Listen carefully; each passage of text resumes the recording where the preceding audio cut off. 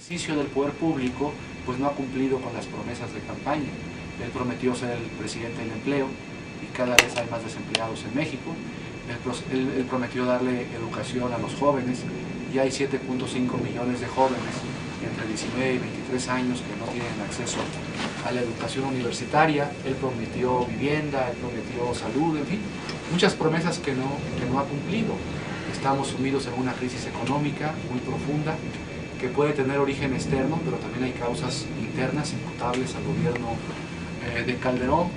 Es un gobierno totalmente antipopular que sube impuestos para paliar la crisis, cuando la forma de resolver esta crisis económica era por otras vías, por la vía, por ejemplo, de la reducción de salarios de los altos funcionarios públicos, con medidas de austeridad y sobre todo con la derogación del régimen de privilegios fiscales que está previsto en las leyes fiscales nacionales, que favorecen a los grandes empresarios a que no paguen impuestos como cualquier trabajador o como cualquier profesionista liberal.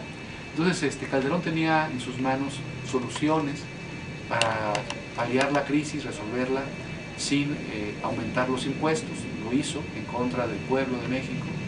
La Cámara de Diputados por mayoría, nosotros no, desde luego, aprobaron ese aumento de impuestos. Ya sabemos ahora que fue a cambio de un pacto político para que no hubiese alianzas electorales entre el PAN y el PRD. En fin, algo todo muy desasiado, de espalda al pueblo, y yo creo que es un momento importante para plantear que Calderón pues, no puede continuar en el cargo, que tiene ilegitimidad de origen y también ilegitimidad de ejercicio, que no es un gobierno que respete los derechos humanos. El ejército, por ejemplo, en contra de lo que establece el artículo 129 de la Constitución, realiza tareas de seguridad pública. Todos presenciamos hace algunas semanas cómo murieron asesinados esos jóvenes en Ciudad Juárez, en Torreón, Coahuila. En fin, pero es un episodio más de un sinnúmero de violaciones a derechos humanos que realiza el ejército en todo el territorio nacional con el pretexto de combate al crimen organizado, cuando al ejército, desde el punto de vista constitucional, no le corresponde realizar esas tareas. Entonces, creo que es evidente y es importante que exista este movimiento social para pedir la revocación del mandato de Calderón. La desgracia es que no tengamos las leyes ni las reformas constitucionales que permitan ese procedimiento. Pero políticamente hay que hacerlo de todas maneras para presionar al Congreso y al Poder Revisor de la Constitución a que haga los cambios necesarios, ¿no? Y que se incluyan estas figuras dentro de las leyes mexicanas. Es decir, reelección de legisladores, ¿qué proponen? Reducir el tamaño de las cámaras, o sea, son reformas pensadas en la clase política, no en la sociedad.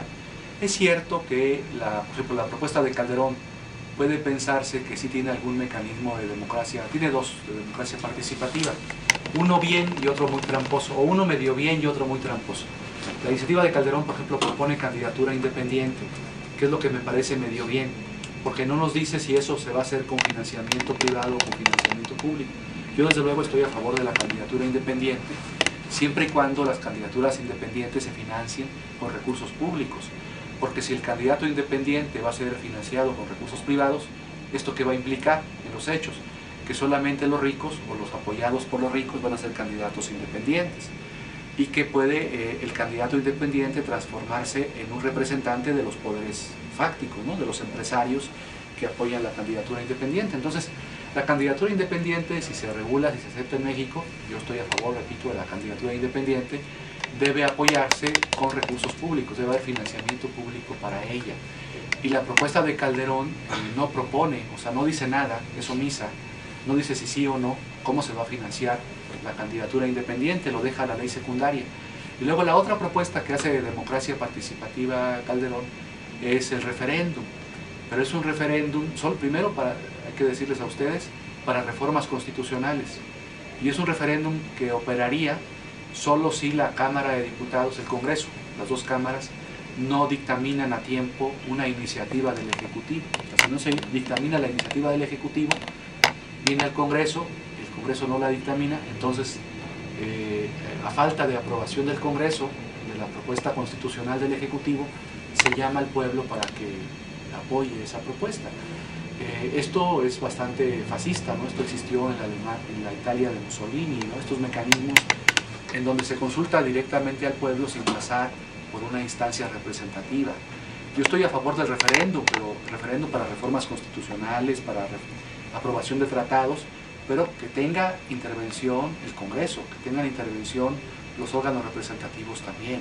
Si no va a ser imagínense ustedes un referéndum en donde el presidente, apoyado por Televisa, por los medios de comunicación electrónica, consulta al pueblo y se pasan por encima al Congreso, ¿no? Tan desacreditado que está el Congreso. ¿Qué va a pasar? Pues que Calderón va a ganar todas las propuestas de reforma constitucional que haga con el apoyo de Televisa. Ese referéndum no sirve, así de esa manera no. Entonces, esa es la propuesta del PAN en materia de democracia participativa. Como ustedes ven, es muy débil. Es débil porque no toca todas las figuras de democracia participativa, y es débil porque son figuras de democracia participativa pensadas en provecho del Ejecutivo. Luego, la propuesta del PAN, del PRI. El PRI, en su propuesta de reforma política, solamente tiene un mecanismo de democracia participativa, que le llama la consulta, pero que para que proceda la consulta se requiere el 2% del padrón electoral. El padrón electoral en México es 7.5 millones de mexicanos aproximadamente estamos en el padrón. ¿El 2% cuánto es? ¿De 7.5 millones? Es como 1,5 millones. Como 1,5 millones de mexicanos se requiere. 75. ¿Cómo? ¿Sí? 75 millones. No, 75 millones estamos en el padrón. Y el 2% de 75 es 1.4. Entonces casi 1,5 millones de mexicanos para activar una consulta. Imagínense, ¿no? No es nada fácil. Ustedes, por ejemplo, que están con su movimiento, o en el Twitter, ¿no? Que están pidiendo la revocación del mandato, conseguir 1,5 millones de mexicanos es mucho. Un grupo de ciudadanos difícilmente lo lograría. Entonces yo veo muy complicado eso. Entonces lo que tendría que hacer el PRI es bajar ese umbral. Que por ejemplo con el 0.13% del padrón, con 100,000 ciudadanos, que se pudiese promover una iniciativa de ley o una consulta, un plebiscito, pero 2% me parece excesivo. El PRD es el que tiene más figuras de democracia participativa. La iniciativa del PRD política tiene 4. Tiene iniciativa legislativa popular, tiene revocación de mandato, tiene referéndum y tiene plebiscito. ¿Cuál es el problema de la propuesta del PRD? Que también el umbral es muy alto. Por ejemplo, para revocación de mandato están pidiendo 1.5 del padrón electoral. Yo creo que debe ser abajo, ¿no?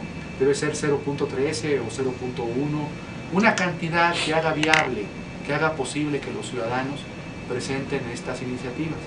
Y tal vez el PRD debiera ir a otros mecanismos de democracia participativa. Por ejemplo, ¿cuáles?